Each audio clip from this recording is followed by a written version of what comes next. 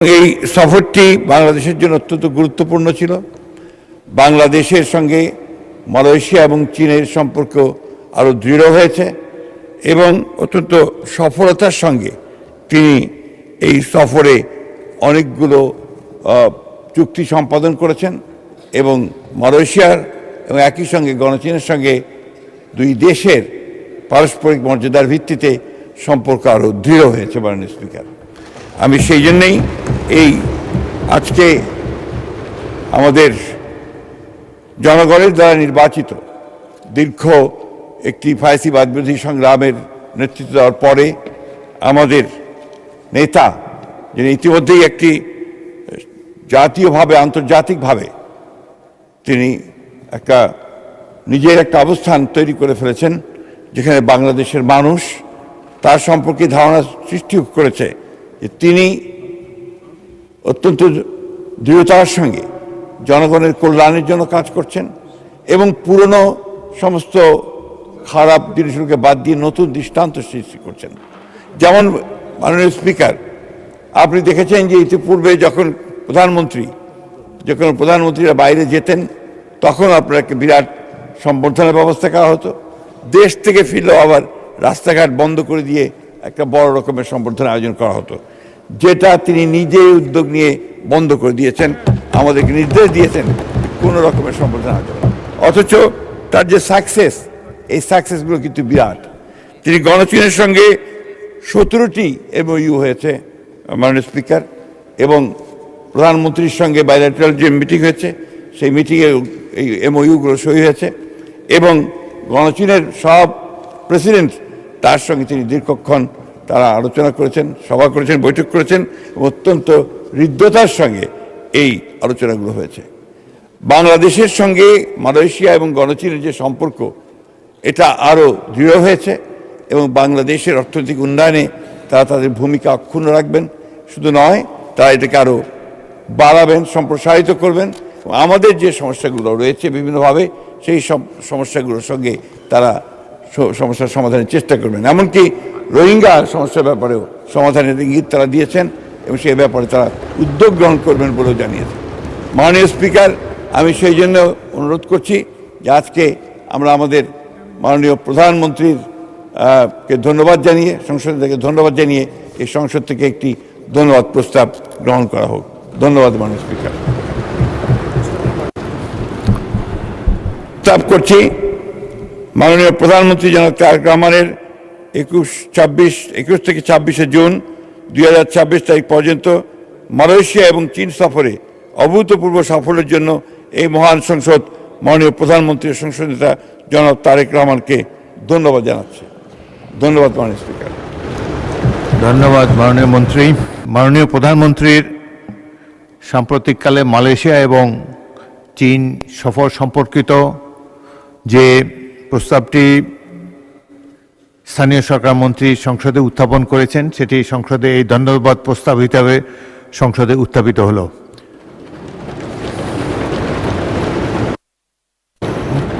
মাননীয় অর্থমন্ত্রী, আপনি কিছু বলতে যাচ্ছেন এই প্রস্তাবের উপরে? এই প্রস্তাবের উপরে জি, আমার মনে হয় যে একটি তালিকা চিফ হুইপকে বলবো তালিকাটি দেবার জন্য, এবং বক্তব্য আমার মনে হয় যে 5 মিনিট করে, যদি 5 মিনিটের মধ্যে আপনারা বক্তব্য শেষ করেন তাহলে বাজেটের আলোচনায় আমরা ফিরে যেতে পারি। যে মাননীয় অর্থমন্ত্রী। মাননীয় স্পিকার, আপনাকে ধন্যবাদ।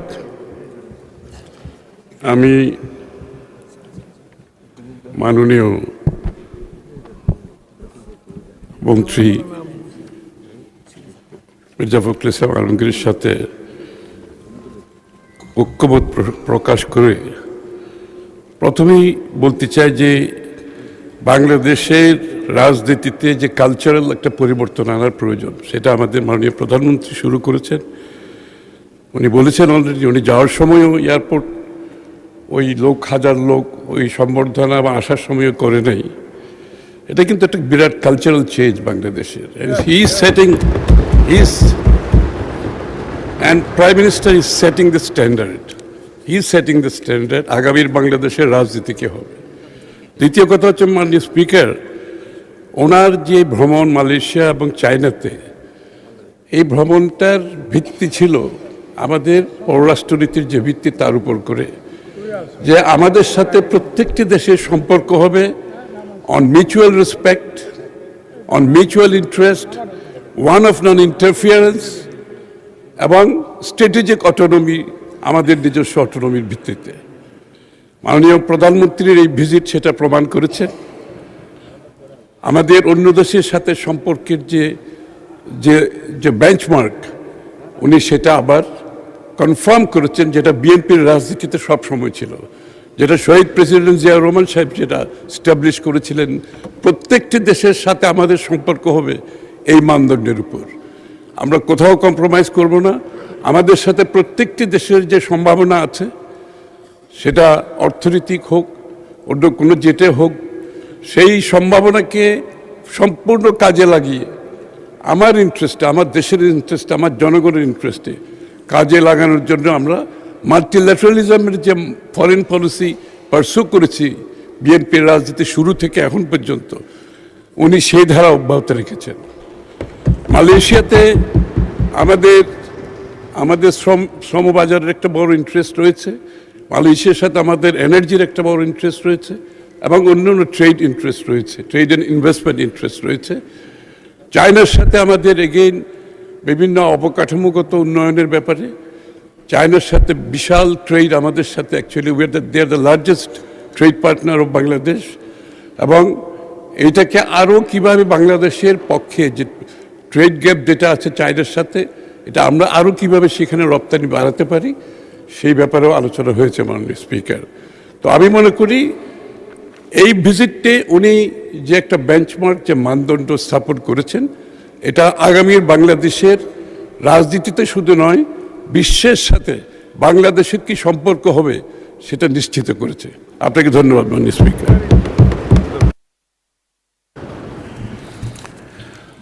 পরবর্তী বক্তব্য রাখার জন্য আমি মাননীয় বিরোধী দলের নেতাকে আহ্বান জানাচ্ছি। মাননীয় বিরোধী দলের নেতা।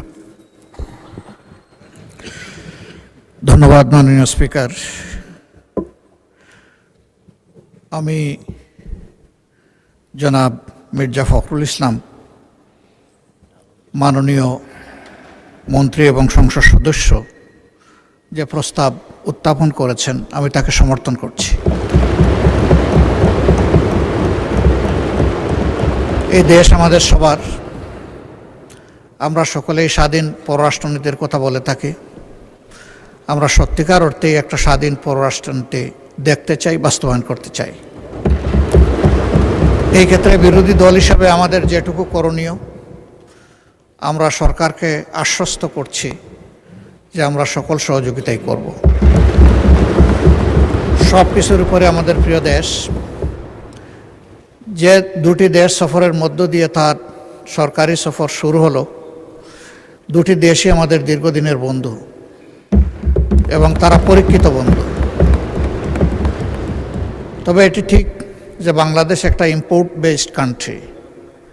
আমাদের এক্সপোর্টের চেয়ে ইম্পোর্ট অনেক বেশি, ব্যবধানটা অনেক বড়।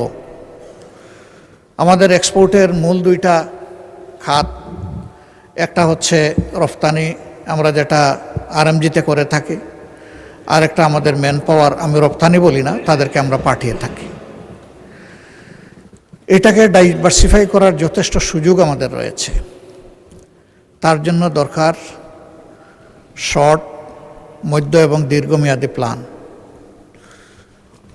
আমি আশা করি যে মাননীয় প্রধানমন্ত্রী তার সফরে এই বিষয়গুলা মাথায় রেখেই তিনি দুইটি দেশের সাথে আলাপ আলোচনা করেছেন। যেহেতু আমরা সংসদীয় গণতন্ত্রের রাজনীতিতে আছি, খুবই ভালো হয় স্বচ্ছতা এবং জবাবদিহিতার স্বার্থে, জনগণের স্বার্থে বিদেশের সাথে যতগুলো মৌলিক চুক্তি সম্পাদিত হবে সেগুলাই সংসদে নিয়ে আসা। এই 350 মানুষই কিন্তু 18 কোটি মানুষ বা 20 কোটি মানুষের প্রতিনিধিত্ব করছেন। তারা যখন জানবেন, তখন এর মধ্য দিয়ে সরকার এবং জনগণের সাথে সেতুবন্ধন তৈরি হবে। এটা আমরা সবাই বলি, সবাই চাই যে আমাদের রিলেশন হবে মিউচুয়াল রেসপেক্ট এবং ইকুইটির ভিত্তিতে। আমি আশা করি তিনি সেই সতর্কতা অবলম্বন করেছেন। আমি এও আশা করি যে আমাদের স্বাধীন ফরেন পলিসিতে কেউ হস্তক্ষেপ করুক, এটা আমরা কখনো মেনে নেব না। দেশের স্বার্থ আগে, তারপরে অবভিয়াসলি কারো সাথে আমাদের চুক্তি যাই হোক সেটা হবে মিউচুয়াল ইন্টারেস্টের ভিত্তিতে। আমরা কাউকে ক্ষতিগ্রস্ত করতে চাই না, কিন্তু আমরাও ক্ষতিগ্রস্ত হতে চাই না। এই ভারসাম্যটা রক্ষা করেই আগামীর পলিসি যেন পরিচালিত হয়। আমি মাননীয় প্রধানমন্ত্রীর সুস্বাস্থ্য এবং দীর্ঘায়ু কামনা করছি এবং তার সরকারের সফলতাও কামনা করছি। শুধু এতটুকু যে এই সংসদ যেন সকল কর্মকাণ্ডের মূল কেন্দ্রবিন্দু হয়, সংসদকে বাইপাস করে যেন কিছুই না হয়, সব কিছু হোক সংসদের ভিতরে। এই সংসদ আলো ছড়াক, আগামী দিনে জনগণ, সরকারি দল, বিরোধী দল সকলের কার্যক্রমকে তাদের অ্যাকাউন্টে নিয়ে তারাই তাদের সিদ্ধান্ত নেবে। এখানে সরকারি দল সকল ক্রেডিট নেবে আর বিরোধী দল সব কিছুতে বিরোধিতা করবে। আমরা ব্যক্তিগতভাবে এবং দলগতভাবে আমরা এই কালচার সমর্থন করি না। সরকারি দলকেও বিরোধী দলকে সম্মান করতে হবে, আর বিরোধী দলেরও দায়িত্ব থাকবে দেশ গঠনে তার জায়গা থেকে যথাযথ ভূমিকা রাখা।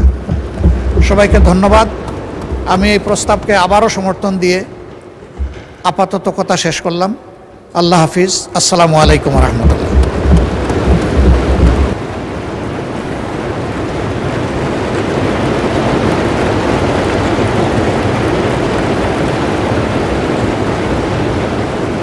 মাননীয় সদস্যবৃন্দ, প্রস্তাবটির উপরে ট্রেজারি বেঞ্চ এবং বিরোধী দল থেকে সুচিন্তিত মূল্যবান মতামত আমরা শুনতে পেয়েছি। সহজেই অনুমিত হচ্ছে যে মাননীয় প্রধানমন্ত্রীর সাম্প্রতিককালের মালয়েশিয়া এবং চীন সফরটি পররাষ্ট্র নীতিতে এক নূতন দিগন্তের সূচনা করেছে। এর ফলে বাংলাদেশের স্বাধীনতা, সার্বভৌমত্ব, নিরাপত্তা আরও সংহত হবে বলে আমরা সবাই মনে করি। বিশেষ করে অর্থনৈতিক ক্ষেত্রে বাংলাদেশের উন্নয়নের সপক্ষে অত্যন্ত বলিষ্ঠ পদক্ষেপ ছিল এই সফর। সাথে সাথে আমাদের নিরাপত্তার প্রশ্নে বিশ্ববাসীরও দৃষ্টি আকর্ষিত হয়েছে। অনেক ত্যাগ তিতিক্ষার বিনিময়ে 1971 সালে জাতি যুদ্ধ করে দেশটিকে স্বাধীন করেছে।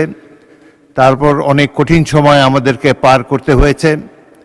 এমন এমন সরকার এই দেশে জনগণ দেখতে পেয়েছে যারা স্বাধীনতার সার্বভৌমত্ব অক্ষুণ্ণ রাখার জন্য কোনো প্রচেষ্টাই গ্রহণ করেনি। বর্তমান সংসদ নেতা এবং মাননীয় প্রধানমন্ত্রীর এই সাম্প্রতিক সফরের ফলে দেশবাসী অত্যন্ত আশান্বিত হয়েছে এবং সাধারণ মানুষও এই সফরটি সাফল্যের সাথে সমাপ্ত করার জন্যে প্রধানমন্ত্রীকে ধন্যবাদ জানাচ্ছে।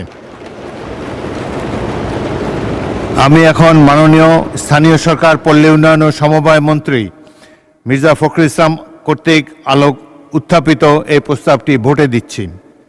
সংসদের সামনে প্রশ্ন হচ্ছে, সংসদের অভিমত এই যে মাননীয় প্রধানমন্ত্রী জনাব তারেক রহমানের 21 থেকে 26 জুন 2026 তারিখ পর্যন্ত মালয়েশিয়া এবং চীন সফরে অভূতপূর্ব সাফল্যের জন্য এই মহান সংসদ মাননীয় প্রধানমন্ত্রী ও সংসদ নেতা জনাব তারেক রহমানকে ধন্যবাদ জানাচ্ছেন। যারা এই প্রস্তাবের পক্ষে আছেন তারা হ্যাঁ বলুন, যারা এই প্রস্তাবের বিপক্ষে আছেন তারা না বলুন। আমার মনে হয় হ্যাঁ জয়যুক্ত হয়েছে, হ্যাঁ জয়যুক্ত হয়েছে, হ্যাঁ জয়যুক্ত হয়েছে। অতএব প্রস্তাবটি এই মহান সংসদ কর্তৃক সর্বসম্মতিক্রমে গৃহীত হলো।